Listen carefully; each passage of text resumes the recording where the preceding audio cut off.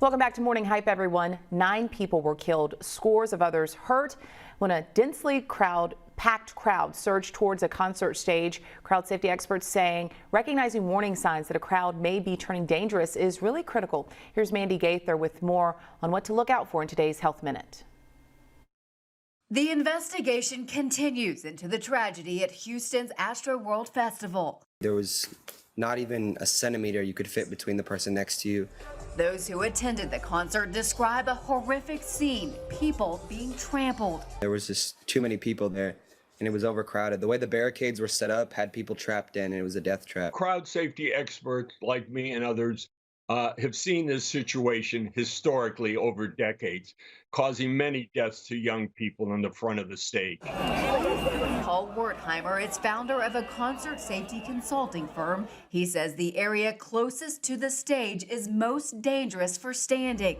Experts say crowd density can be calculated by the number of people per square meter. While it all depends on the size of the people, generally things get concerning once you reach 5 people per square meter. People in the crowd have to have enough room that they can easily leave the festival seating crowd under reasonable conditions.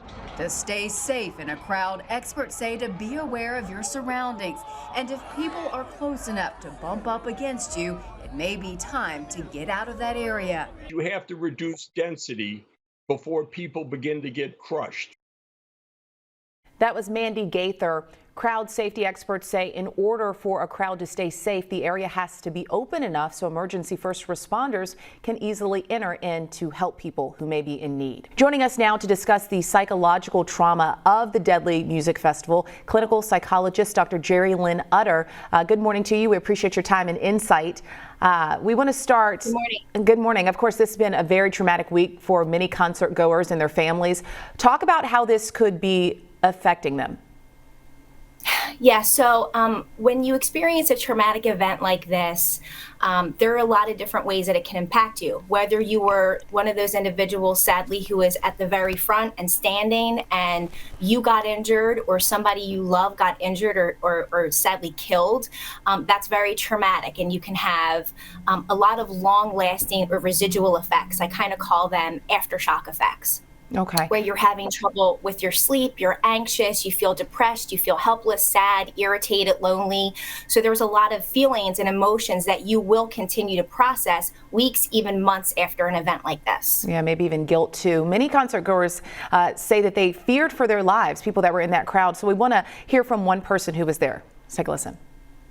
I saw people screaming in front of my face, just trying to fight for their lives, basically.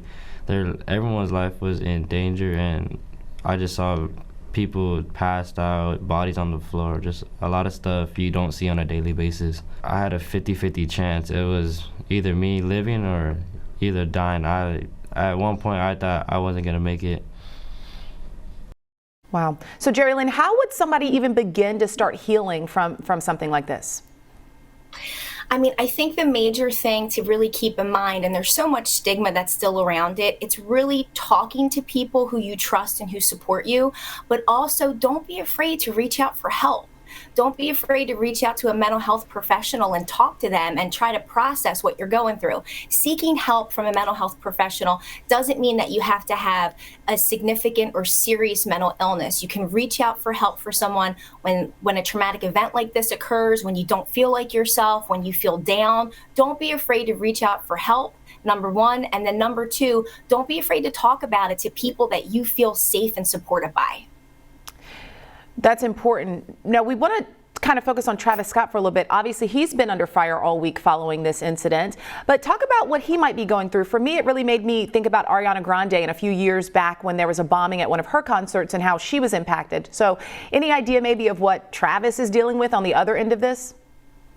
I think you mentioned it earlier. You said the word guilt, and I'm sure there's a tremendous amount of guilt and really feelings of depression, helplessness, because it was his festival and he was the entertainer that was up there on stage trying to do what he does best, which is perform for people, entertain, make them feel happy, make them feel joyful, and everything happened but that. A lot of people were scared, and the purpose of entertaining and getting out there and doing his thing was completely interrupted by this. So I'm sure that Travis is just as upset and traumatized, quite frankly, from this event, similar to how his fans were. So my heart does go out to him and what he's going through from a psychological perspective. And Travis, please don't be afraid to seek out and get help from people and turn the social media off, because I'm sure there's been a lot of heat coming his way. There's been a lot of negative things that have been posted on social media, whether they're true or not. And I think the worst thing that you can do right now is continue to indulge in things like social media, because it'll exacerbate some of the feelings that we're already trying to deal with. So put yourself on a social media diet, Travis, just so you can give yourself time to heal. Yeah, people certainly have been coming after him this week for sure. Now, early on, investigators were believing that people may have been injected with an unknown substance, raising concerns over something called needle spiking. Can you explain exactly what that is? Yeah, so needle spiking is when you take a syringe, just, a diabetic syringe, any type of needle, and you fill it with a drug. A lot of the times with needle spiking, what you'll see the syringe filled with is a synthetic opioid like fentanyl and other things like ketamine or Special K. And what people do, it's similar but a lot worse, even though both of these things are worse. Please don't misconstrue what I'm saying. But remember when people would get roofied, where they would put a pill in a drink and then you would fall out and you would have a response to that because you would be impacted by the drug. With needle spiking, they have a full syringe, and what an individual will do is come up behind you, on the side of you, anywhere they can get flesh, and they'll literally hit you with that needle and inject you with that drug. What is so scary about needle spiking are two main things. The first thing is the drug that they're using, which is fentanyl. And fentanyl is an illicitly manufactured opioid that can cause somebody to overdose, and it can also cause a fatal overdose. You can die right away. And when you overdose from an opioid, you pass out, you fall down. So some of the folks who may have fallen down, it may have been because they were needle spiked, they overdosed, and then people started to trample on them and make them more vulnerable to injury because they fell out. The other thing that's scary about needle spiking is if that syringe is dirty, if it was used before to hit someone else, you still have a very high risk of communicable diseases like HIV, hepatitis C. So this is a very, very, very scary thing that individuals really have to watch out for. And when you're in close quarters like a concert, it's really easy to spike someone very quickly. Right. Adding insult to injury for sure. Well, clinical psychologist Dr. Jerry Lynn Utter, we really appreciate your time this morning. Thanks for being here.